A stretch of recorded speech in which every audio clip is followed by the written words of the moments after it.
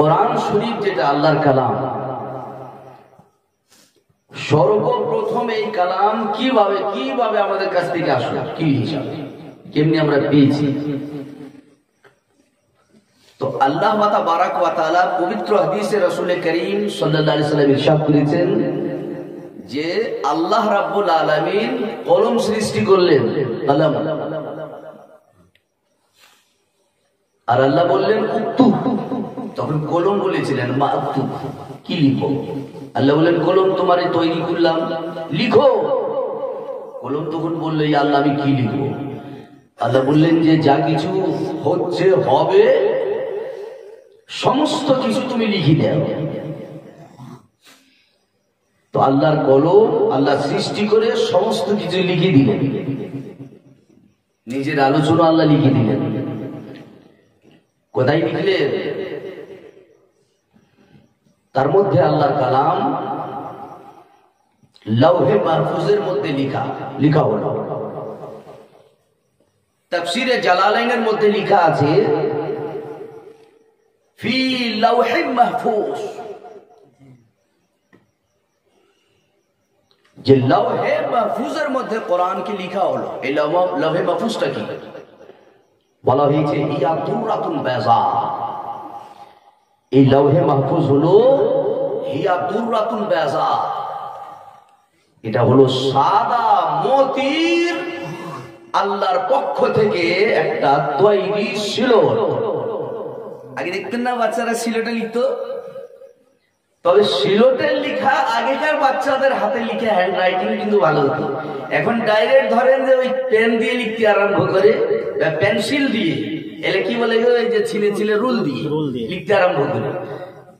আর এখনকার বাচ্চাদের hand writing বেশিরভাগটা ভালো না। আগে সিলটে মা বাবা মাস্টাররা শিখা দিয়ে একটা করে ওই দান্না লিখতো, তো বাচ্চাদের হাতে লিখাগুলো ভালো হতো। তো তাফসীরে জালালাইনের মধ্যে লিখা আছে হিয়া দুরাতুল বাইযা, সাদা মতির সিলট তৈরি এই লৌহে মাহফুজ, যাতে আল্লাহর কালাম লেখা হবে। আর সেই লৌহে মাহফুজ থেকে আল্লাহ তাবারাক ওয়া তাআলার আদেশে আল্লাহর ফেরেশতা জিবরাইল কোরআনকে সর্বপ্রথম 7 আসমানের উপর বাইতুল মামুরে নিয়ে গেলেন। আর বাইতুল মামুর থেকে 23 বছরের জীবনে রাসূল পাক সরওয়ারে কায়নাত সাল্লাল্লাহু আলাইহি ওয়াসাল্লামের উপরে প্রয়োজন মোতাবেক ধীরে ধীরে আস্তে আস্তে কোরআন পৃথিবীর জমিনের নবীর মাধ্যম দিয়ে পৃথিবীর মানুষ পেল। কিন্তু এই কোরআন যে 7 আসমান থেকে, প্রথমে লৌহে মাহফুজ থেকে 7 আসমানের উপর বাইতুল মামুরি, সেখান থেকে নবীর মাধ্যম দ্বারা আমরা পেলাম। কিন্তু আল্লাহ পাক এই কোরআন সম্বন্ধে আবার এক জায়গায় বলেছেন, কি বলেছেন? আল্লাহ বলেছেন ওয়ালাউ আনজালনা হাযাল কোরআন আলা জাবালিন লা রাআইতাহু খাশিআন মুতাসাদ্দিআন মিন খাশিয়াতিল্লাহ। আল্লাহ বলছেন যে এই কোরআন যদি আমি কোনো পাহাড় পর্বতের উপর অবতীর্ণ করতাম, তাহলে এই কোরআনের বোঝ, কোরআনের শক্তি, কোরআনের শান মানের শক্তির আয়ত্ত, তার বোঝ, তার লোড এই পৃথিবীতে কোনো গাছ, পশু, পাখি কিছু নেওয়ার মতো শক্তি রাখে না। যদি পাহাড়ে অবতীর্ণ করতাম কোরআনকে, আল্লাহ বলছেন যে পাহাড় চূর্ণ বিচূর্ণ হয়ে যেত, টুকরো টুকরো হয়ে যেত। এই কোরআন আল্লাহ রাব্বুল আলামিন নবী পাকের উপরে অবতীর্ণ করলেন। এই জন্য আম্মা জান হযরতে আয়েশা সিদ্দিকা রাদিয়াল্লাহু তাআলা আনহা, হযরতে খাদিজা রাদিয়াল্লাহু তাআলা আনহা যখন ইতিহাসগুলো পড়ে দেখবেন, ভাবেন যে রাসূলের উপরে কোরআন যখন অবতীর্ণ হতো ঠান্ডার মৌসুমে, কিন্তু কোরআনের শান কেমন! ঠান্ডার সময় কোরআন অবতীর্ণ হয়, রাসূলুল্লাহ দেহ দিয়ে পাসিনা ঘাম চলে আসে। ঘেমে যান। এই মা বোনেরা, তোমরা একটু বসো, 10 মিনিট একটু ঠান্ডা মেজাজে বলতে দাও, হ্যাঁ বলতে দাও একটু, তোমরা বসো। আর আমার ওয়াজ নাই, জলসা ইউটিউবে ফেসবুকে নাই, তোমরা একটু রেকর্ডিং করে ছোট ছোট করে কেটে দিবা, হ্যাঁ মানুষ শুনবে, আমার কথা ভালো হয়, আমি ভালো কথা বলার চেষ্টা করি। আর আমি যতগুলো বলি আমি সব পড়ে শুনে কোনো কথা বলতে যাই না, এটা আমার অভ্যাস। যাই হোক, তাহলে কোরআন তার মান, তার কালার, তার শান কেমন? আল্লাহ বলছেন যে কোরআন নবী ব্যতীত পাহাড়ের উপর অবতীর্ণ করতে গেলে যে পাথরের পাহাড় এই জমিনকে ধরে রেখেছে, আল্লাহ বলেছেন কোরআন শরীফে যে আমি পাহাড়কে সৃষ্টি করছি জমিনের ধরে রাখার জন্য। পিলার বানাইছি, মাইক বানাইছি, পিলার বানিয়েছি পাহাড়কে। যদি আমি পাহাড় সৃষ্টি না করতাম তাহলে জমিনে মানুষ বসবাসা করার শক্তি হতো না, বসতে পারতো না, থাকতে পারতো না, বাড়ি ঘর বানাতে পারতো না। ব্রাদারান ইসলাম মুআজ্জাজ হযরত, এই আল্লাহর কোরআনের কত মান, কত শক্তি, যে পাহাড় তার বোঝ নিতে পারে না। ভাই বাবাজি আমার, মায়ের আমার যিনারা আছেন, একটু বসুন। 1 ঘন্টা তো সময় দিবে না। আর একটি কথা বলি আপনাদের সামনে, যে এই কোরআন শুধু আমরা বাড়িতে কিনে রাখছি, বাড়িতে রাখা আছে, শুনছি আমরা,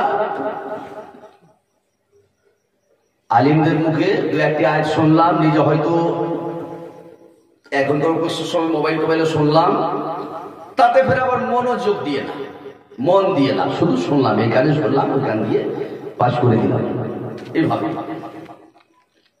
কিন্তু কোরআন শরীফকে যদি, আল্লাহর কালামকে মানুষ নিজের মাকসাদে, উদ্দেশ্যে সাকসেসফুল হওয়ার জন্য যদি আল্লাহর কোরআনকে তেলাওয়াত করে, 100% যে উদ্দেশ্যে তেলাওয়াত হবে সাকসেসফুল হবে। জোরে একবার বলুন আলহামদুলিল্লাহ। এই কোরআনের কথা আমার হিন্দু ভাইদের বেদের মধ্যে লেখা আছে, এত সুন্দর কথা, কি জানেন লেখা আছে? ওম ধর্মনং তপ্তং নিহিতং গুহায় মহাজন জনগত স্পন্দং। আর মহর্ষি ব্যাস, বেদ ব্যাস, আমার হিন্দু ভাইদের অত্যন্ত জ্ঞানী লোক ছিলেন তিনি বলছেন ধর্মানং, তিনি বলছেন মহেন্দ্র ত্রিসিহিত রামা সমানিয়া শ্রমং প্রভু পাঠাই জমিন ক্রমং বিদ্ধি ধর্মতা। এর অর্থটা হলো, এটাই বলতে চাইছেন যে এক গভীর গর্তের মধ্যে একজন ব্যক্তি বসেছিলেন, তিনার কাছে একজন পুরুষরা, আল্লাহর দূত, আল্লাহর ফেরেশতা এসে কিছু বাণী তিনাকে শিখাই দিলেন, তিনার কাছে এসে আলোচনা করে দিলেন। আর সেই আল্লাহর তাবারাক ওয়া তাআলা এমন বাণী ছিল, যেই বাণীর কারণে সেই সময়ে মিডিয়া, কোন খবরের কাগজ, কোন রেডিও, টেলিভিশনে সবকিছু ছিল না। তারপরে সেই কোরআনের বাণী, কোরআনের কেমন ক্ষমতা যে রাসূলুল্লাহর উপরে গর্তে হচ্ছে অবতীর্ণ, আর সারা পৃথিবীতে ছড়িয়ে যাচ্ছে আল্লাহর কোরআন। বেদিকগণ বলছেন যে এই কোরআন, এই মহান গ্রন্থ, নবী গর্তে ছিলেন, তার উপর অবতীর্ণ হয়েছে, আর সেখান থেকে সমগ্র পৃথিবীর মানুষকে এই কোরআন ধন্য করছে, আলোকিত করছে। এত বড় কথা একজন বেদিক বলছেন, একজন বেদিন, একজন কাফের, যার দ্বীনের সঙ্গে, ধর্মের সঙ্গে, যার সততার সঙ্গে কোনো উদ্দেশ্য নাই, যার কোনো মাকসাদ বলে কিছু নাই, সেই কোরআনের প্রশংসাতে এত সুন্দর কথা বলছে। এবার আমরা বলি আলহামদুলিল্লাহ। বিরাদারান মিল্লাত ইসলামিয়া মুআজ্জাজ সামাইন کرام, আল্লাহর হাবিব সরওয়ারে কায়নাত সাল্লাল্লাহু তাআলা আলাইহি ওয়াসাল্লাম কাবা শরীফের মধ্যে তিনি নামাজ আদায় করছেন। উম্মে জামিলা, আবু লাহাবের স্ত্রী, সে বলে কি যেন মুহাম্মাদের উপর অবতীর্ণ হয়, তাকে নাকি কালাম বলা যায়, কুরআন। এর দিওয়ানা, এর ভক্তরা অত্যন্ত যেন গুরুত্ব দেয়। এর রহস্য কি আছে? সূরা লাহাব যখন অবতীর্ণ হলো, উম্মে জামিলা আবু লাহাবের স্ত্রী রাগান্বিত হয়ে একটা পাথর হাতে নিয়ে মুহাম্মদ আরবি সাল্লাল্লাহু আলাইহি ওয়াসাল্লামকে খোঁজ করার জন্য বেরিয়েছে। দেখি মোহাম্মদ কোথায় আছে, আজকে তার মাথায় এই পাথরটা মেরে রক্তাক্ত করে দেবো আমি আজকে। এই বিশাল রাগান্বিত একটা পাথর নিয়ে বেরিয়েছে। কাবার ভিতরে রাসূলুল্লাহ নামাজ আদায় করছিলেন। রসুলের সামনে দিয়ে বারবার যাচ্ছে আসছে, বারবার যাচ্ছে আসছে। 15 পারা সূরা বনী ইসরাইল আয়াত নম্বর 15-র মধ্যে আয়াতটি আছে যে রাসূলুল্লাহর সামনে দিয়ে পাথর নিয়ে বারে বারে যায় উম্মে জামিলা, পায় না রসুলকে দেখতে। বাইরে এসে বলে, মোহাম্মদের পাইতাম তো এই পাথর দিয়ে মাথরটা রক্তাক্ত করতাম তো। কেউ তো কয় যে সেই তো তুমি তো সামনে দিয়ে বারে বারে যাও, দেখো নাই কেন?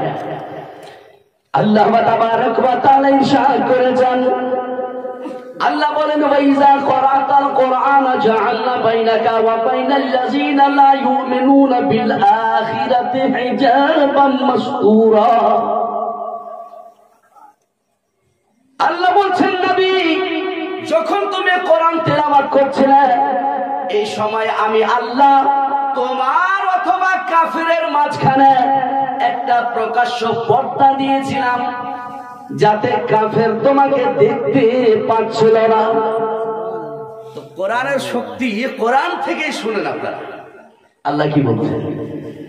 আল্লাহ বলছেন, নবী 15 পারা সূরা বনী ইসরাইলের আয়াত নম্বর 15 আল্লাহ বলছেন, জবাইজা করাতাল কোরআন, নবী যখন তুমি কোরআন তেলাওয়াত করছিলে, তো তোমার সামনে দিয়ে তোমাকে রক্তাক্ত করার জন্য, আঘাত করার জন্য ফিরছিল, কিন্তু এই মুহাম্মদ আরবি, আমার নবী তুমি শোনো, আমি ওই যখন তুমি কোরআন তেলাওয়াত করছিলে, তোমার আর কাফেরের মাঝখানে আমি একটা প্রকাশ্য পর্দা দিয়েছিলাম। কি দেখতে পাবে তোমাকে? তোমার দেখার শক্তি রাখে নাই। তাহলে এটা হলো কোরআন। দেখেন যে কোরআন তেলাওয়াতের বরকতে রাসূলের পাক সাহিবিল্লাহ লাকে কাফির পেরোনা দেখতে। তো কোরআনের শান আছে না? কোরআনের মর্যাদা আছে না? কোরআনের শক্তি আছে না? অবশ্যই শক্তি আছে। বেরাদারানে মিল্লাতে ইসলামিয়া মুআজ্জাজ সামাইনে কেরাম, আরব দেশের বিখ্যাত মাস্টার হযরতে জুবায়ের নাম ছিল। এই বলল যে নবীর উপরে নাকি আল্লাহর কোরআন অবতীর্ণ হয়। মুসলমানেরা তার কোরআনকে, নবীকে এত ভালোবাসে, মনে হয় তার জন্য তারা জান বিসর্জন করে দেবে। আর একটু যাই তো দেখি আছে কি এর মধ্যে, রিসার্চ করে দেখি তো। আল্লাহর হাবিব সরওয়ারে কায়নাত সাল্লাল্লাহু তাআলা আলাইহি ওয়াসাল্লাম ফজরের নামাজের সময় আল্লাহর হাবিব সূরা তুরের আয়াত নম্বর 7, 8, 9 তিলাওয়াত করছিলেন। জুবাইর গেল কোরআনকে বুঝার জন্য, দেখি এর পাওয়ারটা কি, শক্তিটা কি, এর জন্য জান বিসর্জন করতে চাইছে। আছে দেখি একটু যাই। আল্লাহর হাবিব তখন আয়াত তিলাওয়াত করছিলেন। এই যে দেখেন আপনার 27 পারা সূরা তুর আয়াত নম্বর 7, 8, 9 তিলাওয়াত করছেন। কি? ইন্না আযাবা রাব্বিকা লাওয়াতি মা লাহু মিন দাফি ইয়াওমা তামুরুস সামাউ মাওরা। এই আয়াতটি তেলাওয়াত করছেন আল্লাহর হাবিব। জুবাইর গিয়েছে আরব দেশের সবচাইতে ভাষার দিক দিয়ে, আরবি ভাষায় দক্ষতা অত্যন্ত, আরবি ভাষায় খুব জ্ঞান রাখতো। বলে কোরআনে আরবি ভাষা আছে কি মুহাম্মাদের কোরআনে? এটি যাই তো দেখি। যখন আল্লাহর হাবিব তেলাওয়াত করছেন, ইন্না আযাবা রাব্বিকা লাওয়াতি মা লাহু মিন দাফি, জুবাইর পাশে দাঁড়িয়ে শুনছে আল্লাহ রাসূলের তেলাওয়াত। শুনতে শুনতে রাধারানী মিল্লাতে ইসলামিয়া হযরত জুবাইর বলছে, আরে আমি কোরআনকে সার্চ করতে গেলাম, তার সততা জানার জন্য গেলাম, কিন্তু সুবহানাল্লাহ মুহাম্মদ আরবি কোরআন তিলাওয়াত করছে, আযাবের কথা নবী তিলাওয়াত করছে। মনে হচ্ছে যে আখিরাতে জাহান্নাম তো যাওয়া দূরের কথা, মনে হয় জাহান্নামের জ্বলন্ত আগুনটা সেখান থেকে ছুটে আমার পিছনে চলে আসে। জুবাইর বলছে যে সিচুয়েশনটা, কাইফিয়াতটা, দৃশ্যটা এমন একটা আমার মধ্যে ফিকারটা চলে এসছে যে নবী কোরআনে সূরা তুরে আযাবের কথা নামাজে তিলাওয়াত করছে, আর মনে হচ্ছে যে জাহান্নামের জ্বলন্ত ভয়ঙ্কর আগুনটা এখনই আমার কাছে আসছে। জুবাইর পিছনে ভেঙে বাঁচার চেষ্টা করছে, কিন্তু এত বাঁচার চেষ্টা করছে, কিন্তু কোথায় রক্ষা পাচ্ছে না। শেষে কি আল্লাহর হাবিবকে বললাম, ইয়া রাসূলুল্লাহ, ইয়া হাবিবাল্লাহ, আমাকে কলেমা পড়িয়ে ইসলামের মধ্যে শামিল করে নেন, ইসলামের মধ্যে দীক্ষিত করে নেন, নচিত মনে হয় আমার অবস্থা এমন হইছে যে জাহান্নামের জ্বলন্ত আগুন আমাকে দুনিয়াতে পুড়িয়ে ছাই করে দেবে। নবী বললেন, কুল লা ইলাহা ইল্লাল্লাহু মুহাম্মাদুর রাসূলুল্লাহ। কোরআনের আয়াতের মর্যাদা, তার শক্তি, তার পাওয়ার যদি আসলে মুমিনের অন্তরে, আমাদের মা বোন আমরা সবাই দিনার আমরা শুনছি, যদি তার কাদার যদি আমাদের মধ্যে থাকে, উদ্দেশ্য যদি আমাদের ভালো থাকে, তাহলে আল্লাহর কোরআন 1500 বছর থেকে এলান করছে, যারা সৎ উদ্দেশ্যে কোরআনকে যে জায়গায় তেলাওয়াত করেছে উদ্দেশ্যে সাকসেসফুল হয়েছে। আমরা কেন হই না? কিন্তু আমাদের নবী সাল্লাল্লাহু আলাইহি ওয়াসাল্লাম বুখারী শরীফ প্রথম খণ্ডের 13 নম্বর পৃষ্ঠার মধ্যে, 13 নম্বর পৃষ্ঠা আর 14 নম্বর প্রায় লাইনের মধ্যে একটি হাদিস বলেছেন রাসূলুল্লাহ। কি বলেছেন খেয়াল করে শুনুন। عن سعد بن أبي وقاص أنه أخبره أن رسول الله صلى الله عليه وسلم قال إنك لن تنفق نفقة تبتغي بها وجه الله إلا أجرت عليها حتى ما تجعل في فم امرأتك। এটা রাসূল নিজের ভাষায় বলছেন। রাসূলুল্লাহ কি বলছেন? রাসূলের কায়নাত সাহিবুল আওলাদ বলে, হে মুমিন, মুমিনা, উম্মত উম্মতি, ইন্নাকা লান তানফাকা নাফকাতান তাবতাগি বিহা ওয়াজহাল্লাহ। এক একটা পয়সা, এক একটা টাকা, এক একটা আল্লাহর নিয়ামত যদি আল্লাহর সন্তুষ্টির উদ্দেশ্যে যদি তুমি ভোগ করে থাকো, তোমার উদ্দেশ্য যদি সৎ থাকে, আল্লাহ বলেন এক একটা পয়সা, এক একটা লোকমা, হাত্তা মা তাজআলা ফি ফামি আমরাতিকা, আল্লাহর সন্তুষ্টির উদ্দেশ্যে থাকলে এক একটা লোকমা স্ত্রীকে খাওয়া, তার বদলা আল্লাহ তোমাকে দেবে, নষ্ট হবে না তোমার। কিন্তু আমাদের উদ্দেশ্যটা কি? পেট ভরে খাওয়া হইলে শুধু খালি আমরা মানুষকে দেখানোর উদ্দেশ্যে মেরে এগুলো কাজ করি। আল্লাহর সন্তুষ্টি, আল্লাহকে রাজি, আল্লাহকে খুশি, আল্লাহর ডর, আল্লাহর ভয় নাই আমাদের মধ্যে। আর নবী বলছেন যে কর্মের মধ্যে আল্লাহর সন্তুষ্টি না হতে গেলে সওয়াবও পাইবা না, আর কর্মের ফলাফলও পাইবা না। আল্লাহ কি বলেছেন? কুল ইন্না সলাতি ওয়া নুসুকি ওয়া মাহইয়ায়া ওয়া মামাতি লিল্লাহি রাব্বিল আলামিন। আল্লাহ বলছেন, কুল তুমি বলো, আমার নামাজ, আমার কুরবানি, আমার জীবন, আমার মরণ সবকিছু রব্বুল আলামিনের জন্য। তাহলে আল্লাহর সন্তুষ্টি, আল্লাহর রাজামন্দি, আল্লাহর খুশি, হে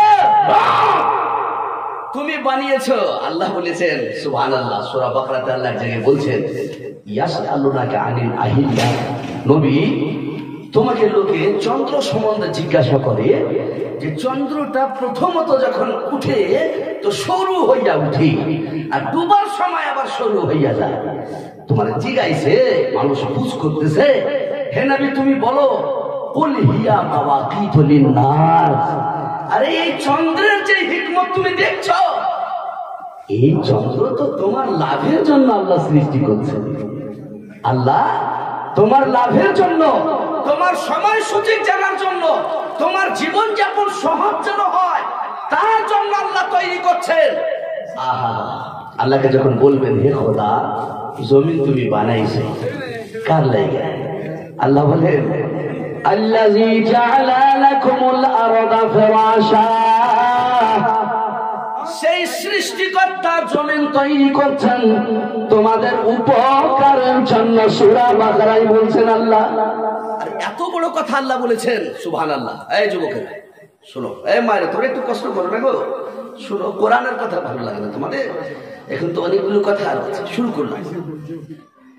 আল্লাহ বলেন হে নবী, চন্দ্র সম্বন্ধে জিজ্ঞাসা করছে, আসমান সম্বন্ধে, জমিন সম্বন্ধে জিজ্ঞাসা করছে। হে নবী তুমি বলে দাও হুয়াল্লাযী খালাকা লাকুম মা ফিল আরদি জামিআ।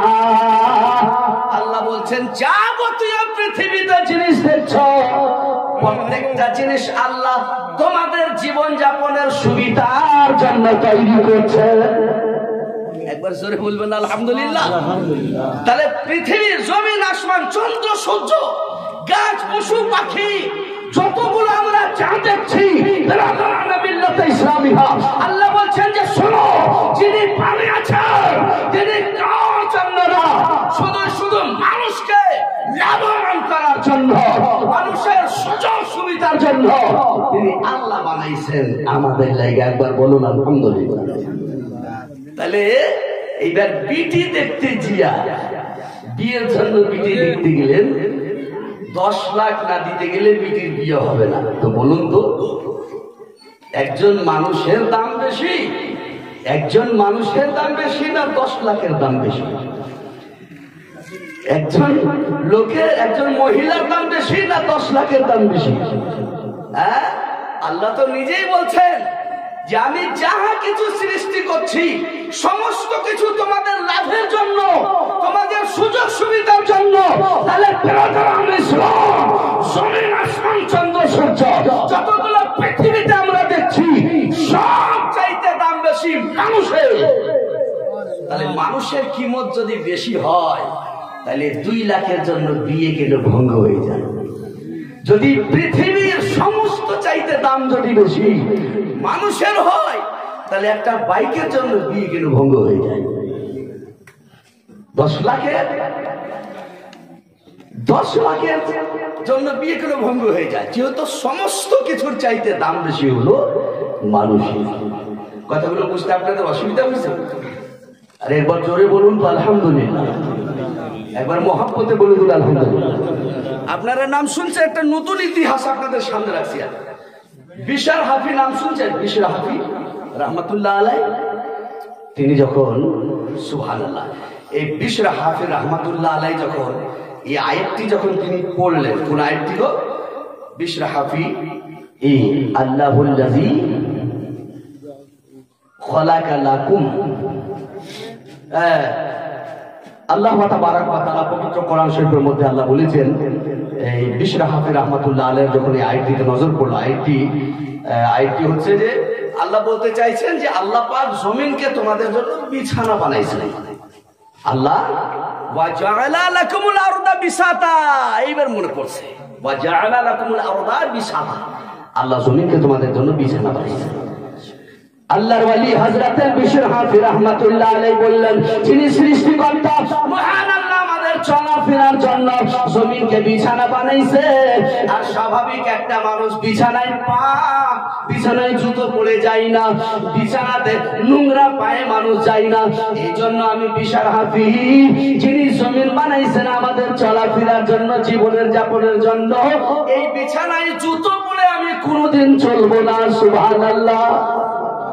তো বিশার হাফি যখন বললেন যে আল্লাহ জমিকে বিছানা বানাইছে, তখন বললেন যে বিছানাতে জুতো পড়ে যায় না, আমি আর জীবনে জুতো পড়বো না, জুতো পড়েই ছেড়ে দিলেন। আচ্ছা, তাহলে বিশার হাফি রহমতুল্লাহ আলাই এত বড় ওলি, তিনি কি নাপাক জায়গায় তো চলতেন? গান্দা জমিন জায়গা, বিভিন্ন জায়গাতে পশু পাখি পায়খানা করতে পারে না, তাহলে বিনা জুতাতে একজন আল্লাহর বাড়ি চলবেন, তাহলে তো নাপাকে পা পড়বে।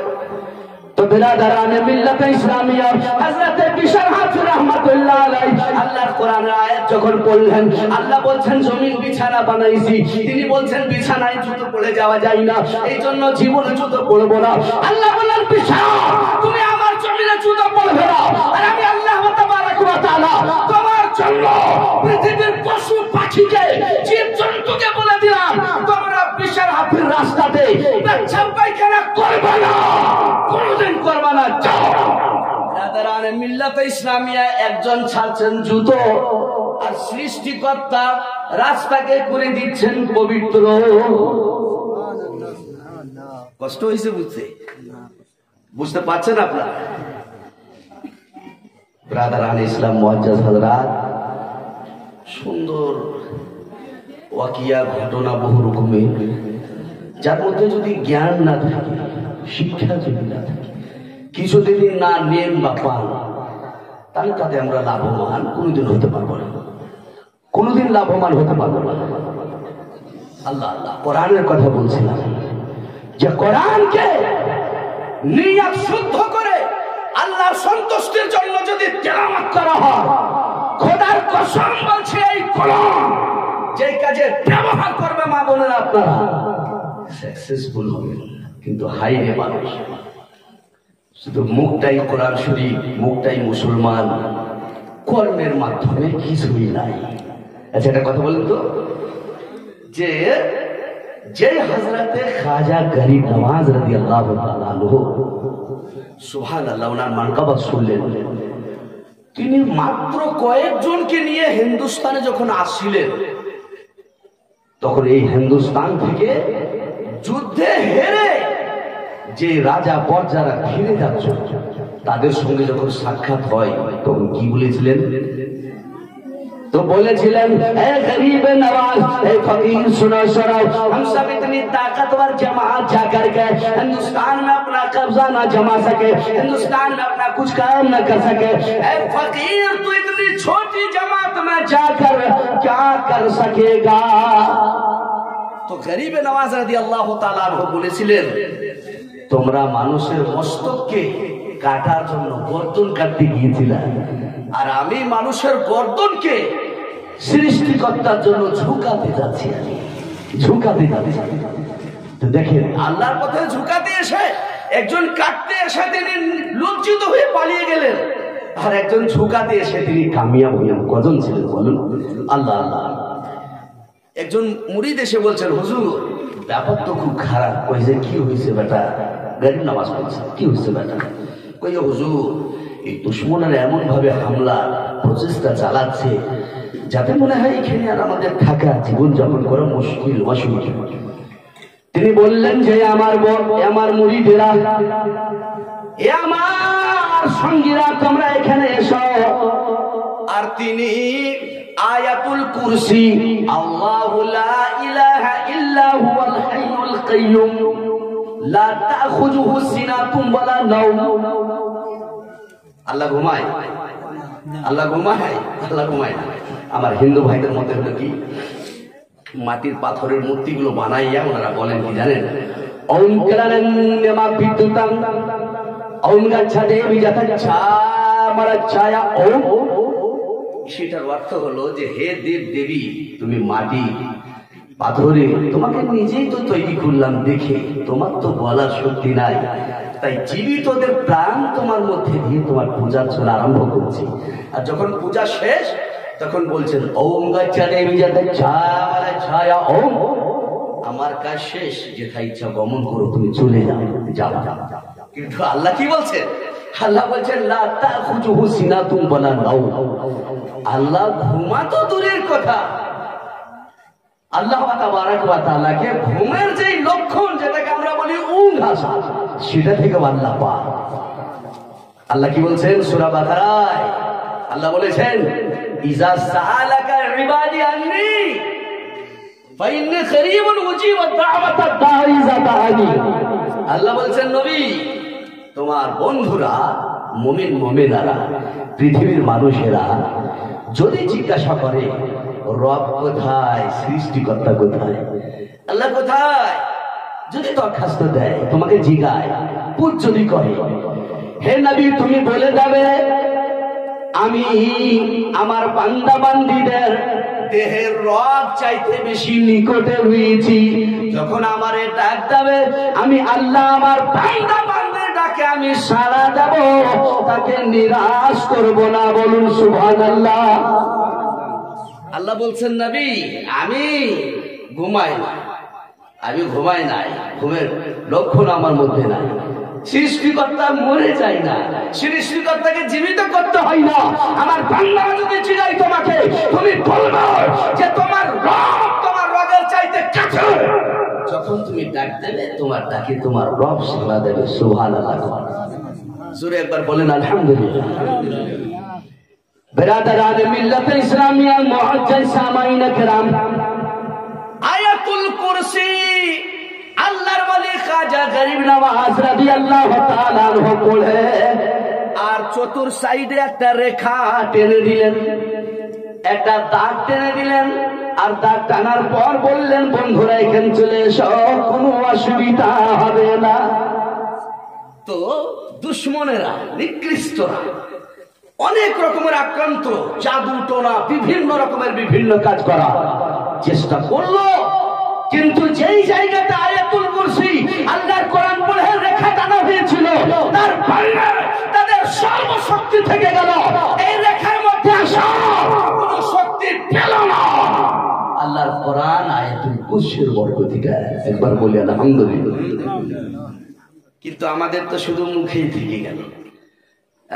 দাদিয়ার প্রতি জলসা শুনতে গিয়েছে, রাস্তায় বৃষ্টির জল, তো দাদি কাপড় টাইল গাইতে ঘুরতি পর্যন্ত নেইছে নিয়ে আসতেছে। প্রতি কয় যে মৌলী সাহেব কয় পায়ের তলাটা বাদ দিয়ে তো শব্দ পদ্মা ঠিকই রাখতে হবে। কই যে ও ছোট মানুষ আবার কথায় ধুইছো, ধুয়ে নিয়ে আসতেছো। আমি তো সেখানকার কথা সেখান রাখছি, আমি একটাও কোনো কিছু আমি নিয়ে আসছি না। এটাই হলো আমাদের এই অবস্থা। এখন এই অবস্থা আমাদের হয়ে গেছে। আচ্ছা একটা কথা আপনাদের সামনে বলি, বলুন তো আপনারা, এই যে আমাদের হযরত আল্লামা মাওলানা মোহাম্মদ বাবুল ইসলাম সাহেব দাদাজি আমার প্রোগ্রামের সাক্ষাৎ থেকে পরিচিতি আমাদের, তো উনি যে বললেন যে সেখানে কোনো বিশেষ ফ্যাসিলিটি নাই, আমল ছাড়া ফ্যাসিলিটি নাই। তো সূরা মুমিনুনের আয়াত নম্বর 101 আল্লাহ কি বলেছেন? আল্লাহ কি বলছেন?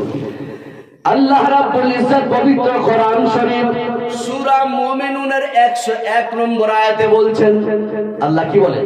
ফাইজা নুফিখা ফিস সূর ফালা আনসাবা বাইনাহুম। আল্লাহ বলছেন যে যেদিন বাঁশির মধ্যে সুরের মধ্যে ফুঁকে দেওয়া হবে, ফালা আনসাবা বাইনাহুম, এই পৃথিবীর সমস্ত সম্পর্ক বিচ্ছিন্ন হয়ে যাবে।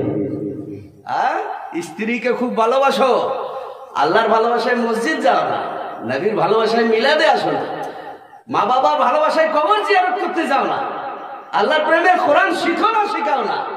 স্ত্রীর এত ভালোবাসো, ছেলের এত মেয়ের ভালোবাসো, দুনিয়ায় এত ভালোবাসো। ডাকাত যদি চুরি করে নেয় টাকা, তাহলে দামি তালা যদি 1 লাখ টাকার তালা পাওয়া যায় সেটা তো রাজি আছো মানের হিফাজত। আল্লাহর মহব্বতে মসজিদ যাওয়ার জন্য রাজি নাই। আল্লাহ কি বলছেন? আল্লাহ বলেন ফাইজা নুফিখা ফিস সূর, যেই দিনে সুরের মধ্যে ফুঁকে দেওয়া হবে। সুরের মধ্যে ফুঁকার মানে হলো বাঁশির মধ্যে ফুঁকে দেওয়া হবে। এই বাঁশিটা স্বাভাবিক আগেকার লোক গাইতো, যে এরকম বিল বিল থাকতো না, আর এক সাইডে গিয়ে মুখ লেগে ফুক মারতো, আর এদিকে এই করে আঙ্গুলগুলো ঘুরাতো, আর বিভিন্ন রকমের একদম সুন্দর আওয়াজ তৈরি হয়ে গাইতো, আর মানুষ খুব মন দিয়ে শুনতো। এটাকে বাঁশি বলা যায়, হ্যাঁ বাঁশরি বলা যায়। তো সেটা দেখেন আল্লাহ কি বলেন? ফাইজা নুফিখা ফিস সূর, যেদিন সুরের মধ্যে ফুঁকে দেওয়া হবে, সুর ফুঁকে দেওয়া হবে, ফালা আনসাবা বাইনাহুম ইয়াউমা ইযিন ওয়ালা ইয়াতাসাআলুন। আল্লাহ বলছেন দুনিয়াবি সম্পর্ক বিচ্ছিন্ন হয়ে যাবে। ছেলে মেয়ে স্ত্রী যাবতীয় যতগুলো সম্পর্ক ছিল সব বিচ্ছিন্ন। আর কেমন বিচ্ছিন্ন হবে? সুবহানাল্লাহ। আল্লাহ বলছেন ওয়ালা ইয়াতাসাআলুন, সেদিন কেউ কাউকে জিজ্ঞাসা করবে না, কেমন আছো, কি খবর, ভালো আছো, তোমার কি অবস্থা আছে, কি হয়েছে, কেমনি আছো, খবর খাবরা দুনিয়ায় কতরে জিজ্ঞাসা করো। আল্লাহ বলছেন যে শোনো, যেদিন বাঁশির মধ্যে তোমার ফুঁকে দেওয়া হবে,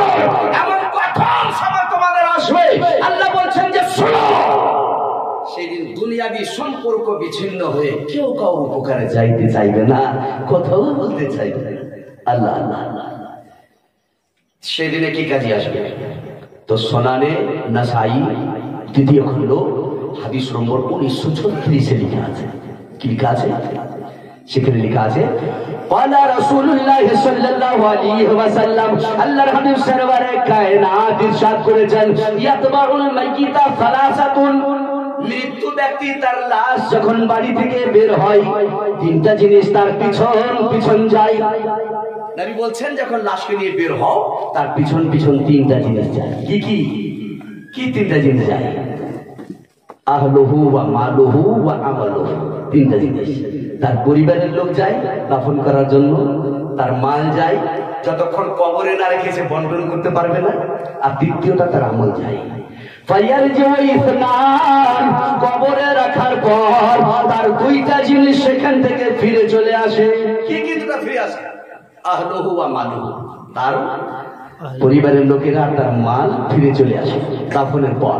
ওয়ায়াবাকা আমালুহু, আর শুধুই শুধু তোমার বন্ধুত্ব হিসাবে দুনিয়ার জীবনের কর্মখান তোমার সঙ্গে থেকে গেল। এজন্য আমরা, আপনারা শুনছেন মোবাইলে খুব সুন্দর আওয়াজে গাইছে না, কি বলে যে আমল ছাড়া সঙ্গে তোমার কিছুই যাবে না, মরণ কাউকে ছাড়ে না, মরণ দোহাই মানে না। বলছে নাকি গো? আমি বাংলা অত জানি না গো, জানছি কাজচালার মতো, গুরুত্ব নাই আমার, উর্দু ভাষার লোক আমি। হ্যাঁ, আমাদের ধরেন যে আমি বাংলা যতটা বুঝতে পারি, আমার পরিবার, আমার বাবা যেহেতু বাংলায় শিক্ষিত করেছে, শিখে বাংলার থেকেছেন, শিক্ষিত করেছে, আমার বাবা ভালো জানেন, আমার পরিবারের লোকেরা এতগুলো জানে। আমার বোন, আমার মায়েরা আসে আমার বাড়িতে, বলতে পারে না ভালো মতো, যেখানকার যে ভাষা আছে। তো কি বলছেন যে মরণ কাউকে ছাড়ে না, মরণ দোহাইও মানে না, মরণের সময় হলে যেতে হবে সবই ছেড়ে, আমল ছাড়া সঙ্গে তোমার কিছুই যাবে না।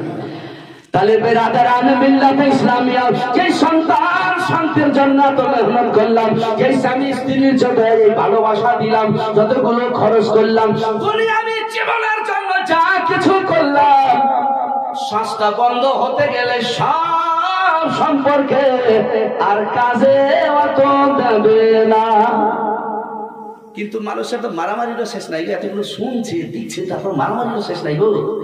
রাহাত বাসনবী, রাহিব বাসনবী তিনি বলছেন কি জানেন? হাত আনে কো কুছ ভি नहीं, बस तो जाएगी दो कसमी, फिर जाने क्यों परेशान है, आदमी आदमी के लिए सामने सीरत मुस्तफा, दर्श है रहबरी के लिए। সবাই দেখছি যে অল্পটুকুন জায়গার মধ্যে যেতে হচ্ছে গো।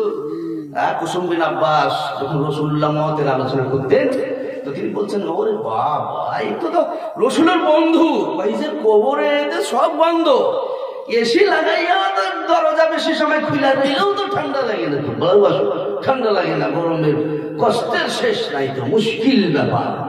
স্বামী স্ত্রীর লোভ ঝগড়া, তুমি উপর তালায় ঘর দাও না, এসি কিনছো না, তোমার সুখ শান্তি তোমার কাছে কিছু পাইলা না, রোজ লাগাইছো, বলে কবরে যে যাইবা সব যে বন্ধু, কেমনি করে থাকবা, কেমনি লাগবে, হ্যাঁ কেমন লাগবে? কুসুম বিন আব্বাস রাদিয়াল্লাহু তাআলা আনহু রাসূল কায়নাত যখন মৃত্যুর আলোচনা করতেন, আমার নবী বলেছেন, ইন্নাল কাবরা আওয়ালু মানসিলিন মিন মানাসিলিল আখিরা, ফাইন নাজা মিনহু ফামা বা'দাহু আইসারু মিনহু, ফাইন লাম ইয়ানজু মিনহু ফামা বা'দাহু আশাদ্দু মিনহু। রাসূল বলেন, কবরটা তোমার আখিরাতের পদের মধ্যে প্রথম পদ হলো, সেখান যদি ছাড় পাও তাহলে জান্নাত চলে গেলে, সেখান যদি ছাড় না পাও কবরে তাহলে জাহান্নাম চলে গেল। আখিরাতের পথটা ভারী হয়ে গেল, কঠোর হয়ে গেল, কঠিন হয়ে গেল। সেই জন্য কুসুম বিন আব্বাস কবরের শাস্তির কথা শুনে তিনি বাড়িতে কবর খোঁড়া সময় সময়ে প্র্যাকটিস করতেন, তিনি শুয়ে শুয়ে থাকতেন জীবিত লোক, যে যাইতে হইবে কবরে এক জায়গায় শোইটা দেখি কেমনি লাগে, সব বন্ধ করে শুয়ে থাকতেন। আমরা আমাদের মন এত পাথর হয়ে গেছে কিনা, যতই বল বলবি সাহেব কাজ করবো না, আমরা শুধরাবো না, আমরা ভালো হবো। কিন্তু একটা জিনিস দেখি আমি কিছু লোকগুলো দেখেন যে এই যেগুলো কাজ ইসলামিক ভিত্তিহীন জরুরি কাজ, যেই কর্মের উপরে আল্লাহর সন্তুষ্টি অথবা জান্নাতের বাশারাত দিয়েছেন রাসূলুল্লাহ। একজন সাহাবী যখন বলেছেন ইয়া রাসূলুল্লাহ এই এমন কাজ বলেন, দুল্লানি আলা মালিন ইজ আমিলতুহু দাখালতুল জান্নাহ। রাসূল এমনি কাজ বলে যেন জান্নাত চলে যায়, জাহান্নাম থেকে বেঁচে যায়। তো রাসূলুল্লাহ বলেছিলেন কি? নামাজ, রোজা, হজ, এইসব কথা বলেছেন। তো এইটি নয় আমাদের কি যেটি মানে করলেও চলবে, না করলে এই মুস্তাহাব, এই নিয়ে মারামারি। এখন কুস্তির সমস্যা হচ্ছে, আমি আশ্চর্য হই যে খালি এইদিকে মুমতাজুল ইসলাম আর এদিকে কি কয় যে জাহাঙ্গীর, এইসব কয়েকটা লোক সব এই ওয়াকে গালি দেয়, ওই ওয়াকে গালি দেয়, আর দেখি লোকের ডাকেও তারাকে খুঁজত প্রচুর হারে সব ভাইরাল নাকি বলে প্রচুর চলে। আসল উদ্দেশ্য হলো কি মানুষের কাজ করতে ভালো লাগে না, এই ভালো লাগে। বেরাদারান মিল্লাত ইসলামিয়া মুআজ্জাজ সামাইন کرام, আখিরাতের দিনে আল্লাহ পাকের কাছে কোনো ছাড় হবে না। তাফসীরে রুহুল বায়ান আল্লামা ইসমাঈল হাক্কি রাহমাতুল্লাহ আলাইহি, কান খুলে আপনারা শুনলেন, আল্লামা ইসমাঈল হাক্কি রাহমাতুল্লাহ আলাইহি বর্ণনা করেছেন এই আয়াতটির ব্যাখ্যায়, সূরা মুমিনুন আয়াত নম্বর 101 এর ব্যাখ্যায় তিনি একটা হিকায়াত লিখেছেন। আল্লামা ইয়াফি রাহমাতুল্লাহ আলাইহি তিনি হযরতে জাইনুল আবেদিন হলেন কে? ইমামে হুসাইনের ছেলে। ইমামে হুসাইন কে হলেন? হযরতে আলীর ছেলে। হযরতে জাইনুল আবেদিন প্রসঙ্গে লিখেছেন, আল্লামা ইয়াফি বলেছেন, বর্ণনা করেছেন, তিনি কি বলেন যে আমি যখন বাইতুল্লাহর হজের জন্য গেলাম, কান দিয়ে শুনলেন, দামি কথা বলছি, এগুলো কথা আলোচনা হয় না।